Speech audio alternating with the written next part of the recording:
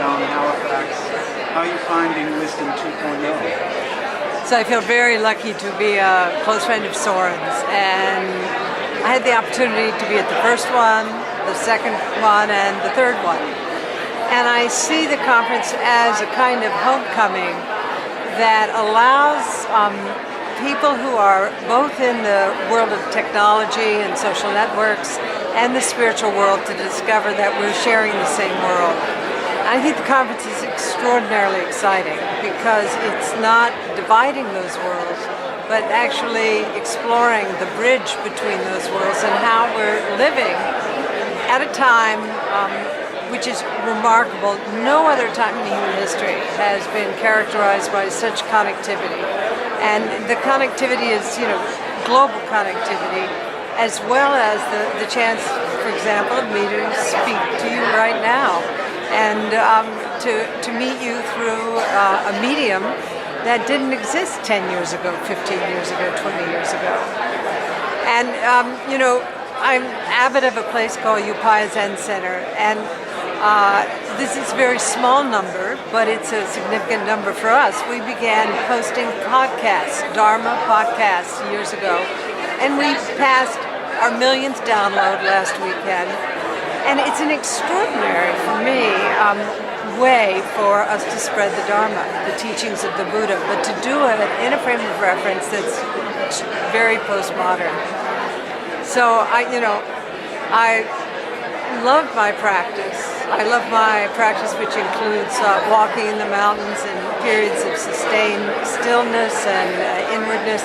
But I also appreciate tremendously the reach that I have and that other people have across the world through the medium of the web.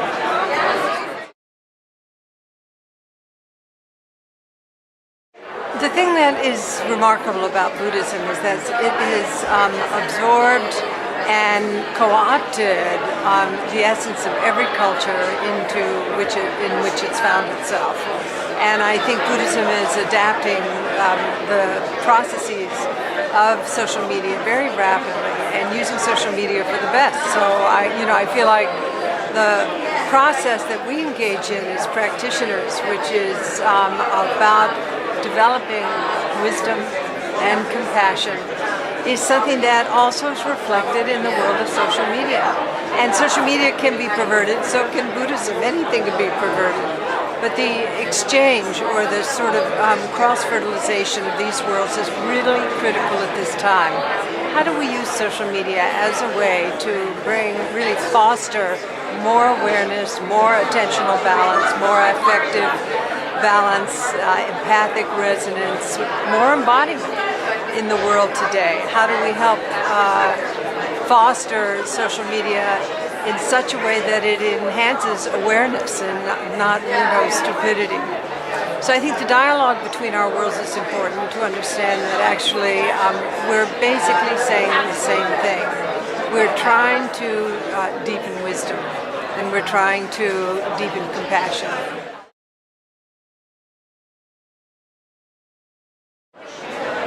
I don't see a difference between work, life, and practice.